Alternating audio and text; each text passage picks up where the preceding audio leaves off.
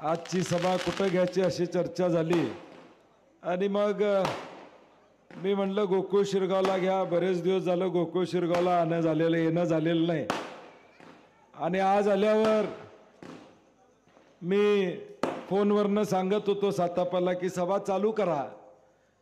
मला सगळे गोकुळ शिरगावमधले फोनवर सांगत होते चालू झाल्या म्हणून. मला माहीत नव्हतं इथं काय ठरलं होतं तुमचं. स्वागताला आल्यानंतर लक्षात आलं की सगळेजण स्वागताला कमानीजवळ आलेले आहेत आणि उत्साहानं आम्हा सगळ्या मंडळींना, संजय पवार असतील, मी असो, आम्हा दोघांना तुम्ही अगदी वाजत गाजत इथंपर्यंत आणलं. कारण की या गोकुळ शिरगावमध्ये 2009 पासून अनेक विकास कामं आपण प्रामुख्यानं त्या ठिकाणी केलीत आणि आज या विकास कामाच्या जोरावर या 2024ला आपल्या सगळ्यांचा आशीर्वाद पुन्हा एकदा ऋतुराज पाटलांना मिळावा हे सांगण्यासाठी आदरणीय महाराजांनी आम्ही आलेलो आहे. अजून एक 9 वाजता दुसरी सभा असल्यामुळं जास्त बोलणार नाही, परंतु अनेकांनी ज्याचा उल्लेख केला की एक चारित्र्य संपन्न ऋतुराज पाटलांसारखा आमदार आपल्याला मिळाला. 2019ला ज्यावेळी आपण वॉटर पार्कला मेळावा घेतला आणि त्या वॉटर पार्कच्या मेळाव्यामध्ये मी जाहीर केलं, काही लोकांशी चर्चा केली आणि त्यावेळी मी जाहीर केलं की मी निवडणूक लढवणार नाही आणि तुम्हाला ऋतुराज पाटलांना निवडून द्यायचं आहे. कारण की त्याच्या आधी 2014 पासून ऋतुराज पाटील उत्तर मतदारसंघामध्ये प्रयत्न करत होते. फुटबॉलच्या निमित्तानं असेल, वेगवेगळ्या माध्यमातून असेल, उत्तर मतदारसंघामध्ये त्यांचा संपर्क चालू होता. परंतु 2015ला आपण विधान परिषदेवर मी गेलो होतो. 2 वर्ष अजून विधान परिषदची माझी शिल्लक होती आणि म्हणून सगळ्यांशी चर्चा करून आपण त्यावेळी निर्णय घेतला आणि या दक्षिण मतदारसंघामध्ये एक तरुण कार्यकर्ता म्हणून ऋतुराज पाटलांना आपण उभं केलं आणि त्यावेळीच्या निवडणुकीमध्ये प्रचंड अशा उत्साहानं या दक्षिण मतदारसंघातल्या लोकांनी जवळजवळ 42,000च्या मताधिक्यानं ऋतुराज पाटलांना विधानसभेत पाठवायचं काम त्या ठिकाणी केलं. पहिलं वर्ष विकास कामामध्ये गेली, दुसरं वर्ष कोविडमध्ये गेलं, 19ला पुरामध्ये तुम्ही आम्ही सगळ्यांनी लोकांना दिलासा देण्याचा प्रयत्न केला. 1.5 वर्ष कोविडमध्ये गेली. परत आम्ही असं कामाला लागलो तोपर्यंत एकनाथ शिंदेच पळून गेले. ते सुरत मार्गे गुवाहाटीला कधी गेले हे आम्हालाच कळलं नाही. आणि मग विरोधी पक्ष म्हणून जे काय करता येईल ते करण्याचा प्रामाणिक प्रयत्न ऋतुराज पाटलांनी केला, ज्याचा उल्लेख शशिकांतनी केला. 14 गावांमध्ये गायरांमध्ये ग्राउंड करण्याचा निर्णय या महाराष्ट्रात फक्त ऋतुराज पाटलांच्यामुळे झाला. फक्त ऋतुराज पाटलांच्यामुळे झालं. आता सगळ्या महाराष्ट्रामध्ये गायरांमध्ये ग्राउंड करण्याची एक संकल्पना आता सुरू होईल आणि आज सत्ता नसली तरी संबंध असतील किंवा एक सगळ्यांचे असलेले ऋणांबन असतील. महाराज आत्ता सुद्धा 5 कोटी रुपये इथं मला वाटते ब वर्गसाठी आणि कुठं मुडशिंग कनेरीवाडीला असं वेगवेगळ्या ठिकाणी आत्ता सुद्धा ऋतुराज पाटलांनी निधी आणण्याचं काम त्या ठिकाणी केलं. हे कसं शक्य होतंय? जो माणूस कष्ट करतो, सत्ता असताना तर कामं करतच असतो, परंतु सत्ता नसताना सुद्धा हा निधी आणणं ह्याला कार्यक्षमता या ठिकाणी म्हणतात, ह्याला सचोटी म्हणतात, कामाची जिद्द म्हणतात. आणि हे जिद्दीचं नेतृत्व आपण सर्वांनी या मतदारसंघामध्ये बघितलेलं आहे. हे 14 ग्राउंड करत असताना गोकुळ शिरगावच्या देखील ग्राउंडचा विषय आता अंतिम टप्प्यात आहे. तुम्ही काळजी करू नका, तो देखील प्रश्न ऋतुराज पाटील निश्चितपणे मार्गी लावतील हा विश्वास या कार्यक्रमाच्या निमित्ताने मी आपल्याला या ठिकाणी देतो. आणि म्हणून आत्ताची निवडणूक ही अत्यंत महत्वाची निवडणूक आहे।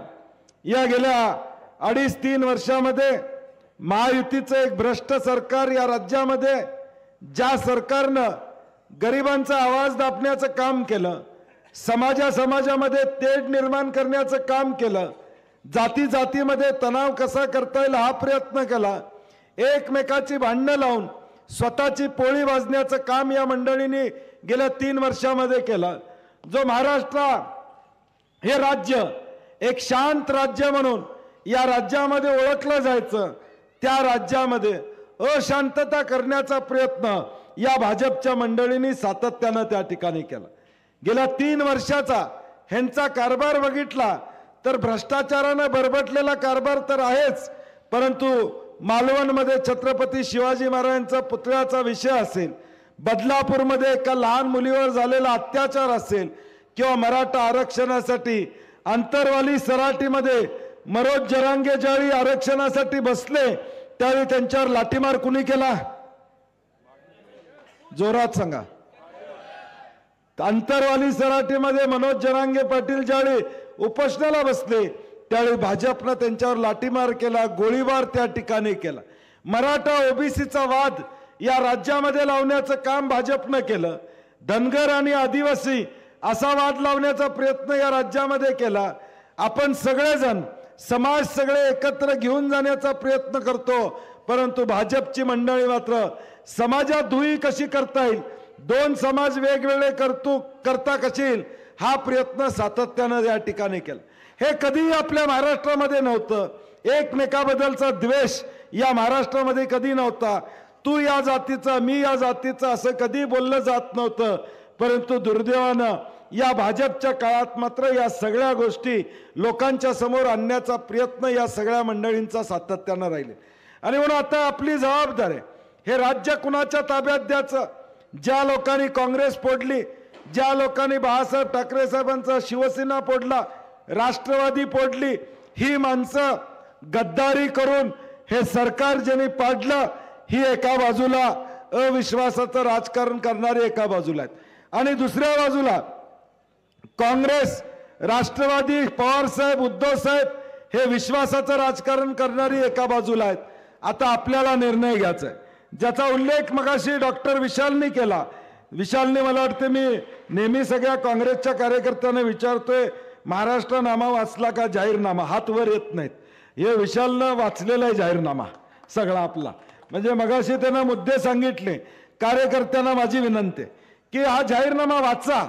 हा जो काय जाहीरनामा आपण काढलेला आहे तो वाचला पाहिजे, लोकांच्यापर्यंत मुद्दे सांगितले पाहिजेत।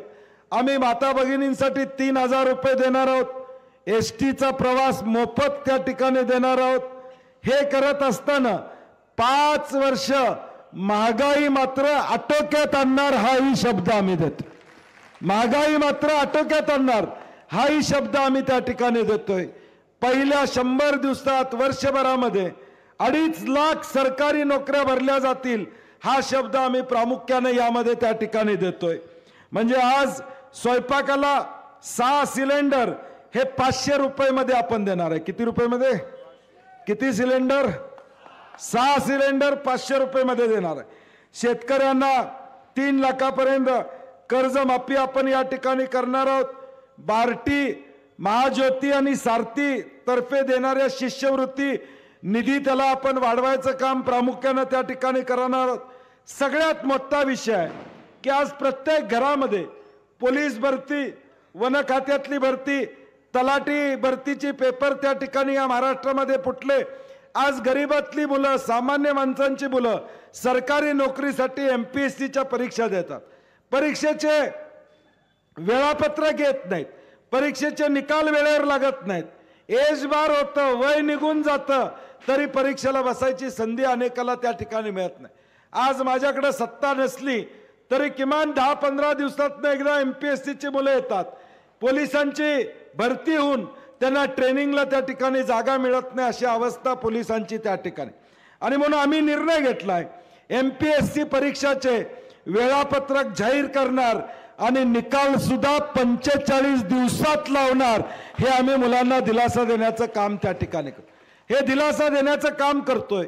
आणि MPSCच्या सर्व परीक्षा, पूर्वी काय होतं, आमच्या MPSCच्या परीक्षा द्यायचं असलं की प्रत्येक परीक्षेला परीक्षा शुल्क द्यावा लागायचा, आता द्यावं लागणार नाही। एकदाच तुम्ही परीक्षा शुल्क भरा आणि मग कुठल्याही परीक्षेला बसा, तुम्हाला पुन्हा परीक्षा शुल्क घेतला जाणार नाही। हा निर्णय आपण या जाहीरनाम्यामध्ये केला, कारण की आज तुम्हाला पटणार नाही, 30 लाख मुलांनी या राज्यामध्ये सरकारी नोकरीसाठी अर्ज केला। किती लाख लोकांनी? 1000 रुपये त्यांच्याकडनं घेतले, प्रत्येक परीक्षेसाठी 1000 रुपये सरकारने लावले होते।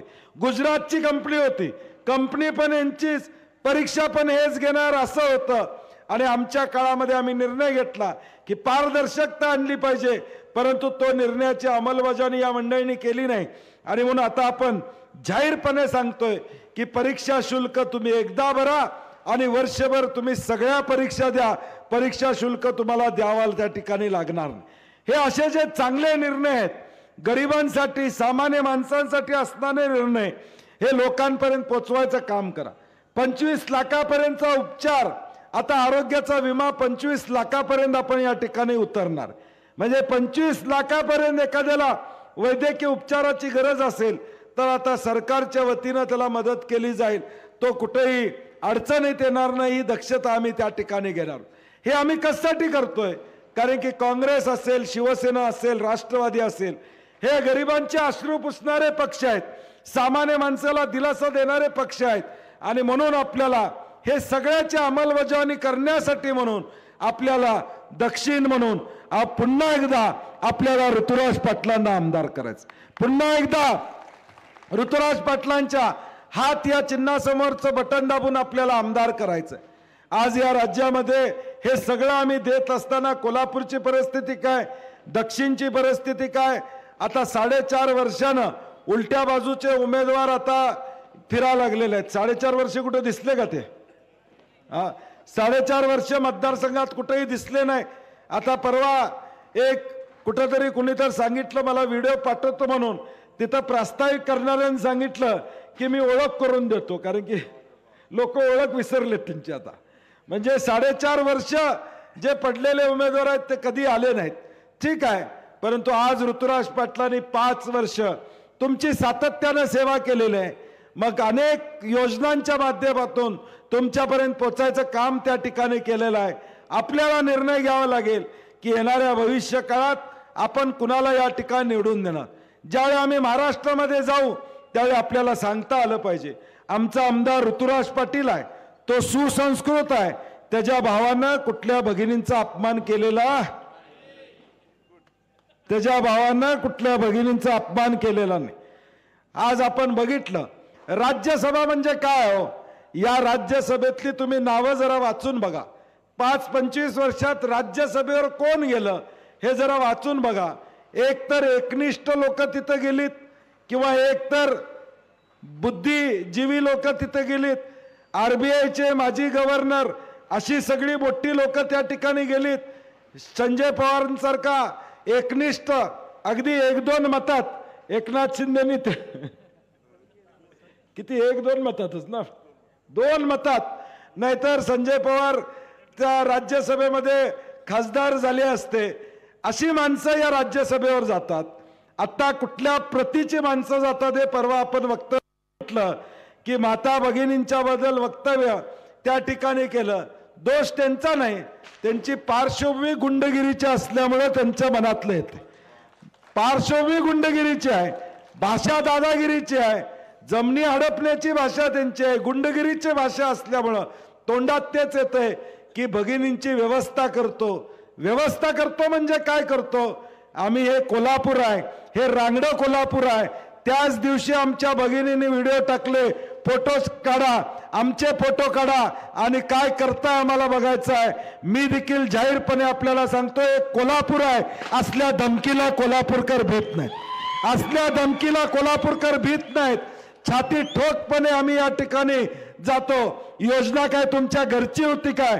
पदरचे पैसे देत होते का? उद्धव ठाकरे साहेबांनी देखील समाचार त्यांचा घेतला की स्वतःच्या घरचे पैसे देत असल्यासारखं हे अधिकाऱ्यांनी या ठिकाणी बोलतात। सरकारची योजना आहे, आमच्या करातनं आलेली योजना आहे, तुमच्या घरचा पैसा तुम्ही दिला नव्हता। परंतु या मंडळींची भाषा आता बदलत चाललेली आहे, गुंडगिरीची धमकीची भाषा चाललेली आहे, ज्याचा उल्लेख संजय पवारांनी त्या ठिकाणी केला। पुढच्या 8 दिवस आपल्याला सतर्क लावावं लागेल। कारण नसताना वाद निर्माण करणं, वादाची ठिणगी या ठिकाणी करणं, हा प्रयत्न या मंडळींचा असणार आहे। त्यांना माहित आहे की ठिणगी तिने टाकली की वनवा पेटवायला मी गप बसणार नाही। माझी विनंती आहे, ठिणगी टाकू नका। बंटी पाटील गप बसणार नाही, परंतु संयमानं आम्ही निवडणूक जिंकणार आहे। आमचा आणि लोकांचं ऋणानुबंध आहे, आमच्या आणि लोकांची एक नाळ जुळलेली आहे, ती संस्काराची नाळ या ठिकाणी जुळलेली आहे, विकासाची नाळ या ठिकाणी जुळलेली आहे। आणि म्हणून आम्ही तुम्हाला सांगू इच्छितो की तुम्ही तुमच्या मार्गाने या ठिकाणी प्रचार करा, आम्ही आमच्या मार्गाने या ठिकाणी प्रचार करतो। आम्ही लोकांचा विश्वास घेऊन येणारी निवडणूक या ठिकाणी जिंकणार आहे। आम्हाला कुठली अडचणी निवडणूक जिंकण्यामध्ये या ठिकाणी कार्यकर्त्यांना मगाशी गोकुळ शिरगावमध्ये आल्यावर मला करंट बघून म्हणलं आता काय जोरात करंट होता, म्हणजे एवढा मोठा करंट होता। मी म्हणलं आता शांत आपण घेऊया, कारण की शेवटी या कोल्हापूरचं राजकारण करत असताना, या राज्याचं राजकारण असताना संयमानं करेक्ट कार्यक्रम मी करतोय, तुम्ही काळजी करू नका। जिथं करायचा तिथं बरोबर करतोय, माझं डोकं 24 तास चालत असते, तुम्ही काळजी करू नका। जे काय करायचं जिथं करायचं ते बरोबर मी करतो, त्यामुळे तुम्ही टेन्शन घेऊ नका। तुम्ही फक्त तुमचं पॉकेट घट्ट ठेवा, तुमची फिल्डिंग गोकुळ शिरगावमध्ये टाईट ठेवा, कुणाला इथं घुसू देऊ नका, कुणाला खिडकीतनं दारातनं घुसू देऊ नका। सगळ्या कार्यकर्त्यांनी पुढच्या 8 दिवस दक्ष राहावा। महाराज, मी संजय पवार आम्ही इथं आहोत, बॅटिंग करायला आम्ही कुठेही कमी पडणार नाही। तुम्ही फक्त या ठिकाणी मॅच जिंकायची आपल्याला कुठल्याही परिस्थितीत। आता आज तारीख 13, मला वाटतं आज तारीख आहे 13 तारीख आहे, 7 दिवस शिल्लक आहेत। 7व्या दिवशी सकाळी आपण मतदानाला या ठिकाणी जाणार आहोत। कार्यकर्त्यांना विनंती आहे, आपापल्या गल्लीतलं मतदान, आपापल्या कॉलनीतलं मतदान काढायचं आणि मग 4ला मतदान केंद्रावर या ठिकाणी जायचं। मतदान केंद्रावर गर्दी करायच नाही, माझ्या गल्लीतलं माझ्या कॉलनीतलं मतदान मी काढणार आणि मगच मतदान केंद्रावर जाणार। या पद्धतीचं नियोजन तुम्ही सगळ्यांनी करा। लोकांचा उत्साह आहे, आज मी जिथं जिथं जातोय लोक उत्साहानं आम्हाला सहकार्य करतात, आशीर्वाद या ठिकाणी देतात। हा आशीर्वाद मतपेटीपर्यंत घेऊन जाण्याचं काम आपल्याला या ठिकाणी करावं लागेल। ही आपली लढाई दक्षिणच्या स्वाभिमानाची आहे, दक्षिणच्या अभिमानाची लढाई आहे। आपल्याला निर्णय घ्यावा लागणार आहे, छत्रपती शिवाजी महाराजांच्या विचारानं आपल्याला त्या ठिकाणी जावं लागणार आहे। ज्या ऋतुराज पाटलांनी आज आपण कसबा बावड्यामध्ये आला, छत्रपती शिवाजी महाराजांचा एक पूर्णाकृती पुतळा, एवढा मोठा आणि एवढा चांगला मला वाटते देशात बघायला मिळणार नाही असा पुतळा ऋतुराज पाटलांच्या माध्यमातून कसबा वाड्यामध्ये झाला। एक चांगलं नेतृत्व आहे, हे नेतृत्व जोपासायचं काम तुम्हा मंडळींना करावं लागेल, हे नेतृत्व मोठं करायचं काम तुम्हाला करावं लागेल। कसलंही संकट येऊ दे, ऋतुराज पाटील असू दे, तुम्ही असू दे, तुम्ही ताकदीने लढा, बंटी पाटील तुमच्या पाठीशी आहे हे ठामपणे आपल्याला या ठिकाणी सांग। आमची संपूर्ण ताकद तुमच्या पाठीशी आहे। 1 हात 2 हात जिथं करायची वेळ तिथं करू, परंतु संयमाने आपल्याला लढाई जिंकायची आहे। लोकांच्या मनामध्ये आपण आहोत, फक्त मतपेटीपर्यंत लोकांना आणायचं आणि हात चिन्ह सांगायचं, बाकी काही सांगायचं नाही। हात या चिन्हासमोरचं बटन दाबा आणि ऋतुराज पाटलाला निवडून द्या, एवढी विनंती करतो आणि माझे 2 शब्द संपवतो। जय हिंद, जय महाराष्ट्र।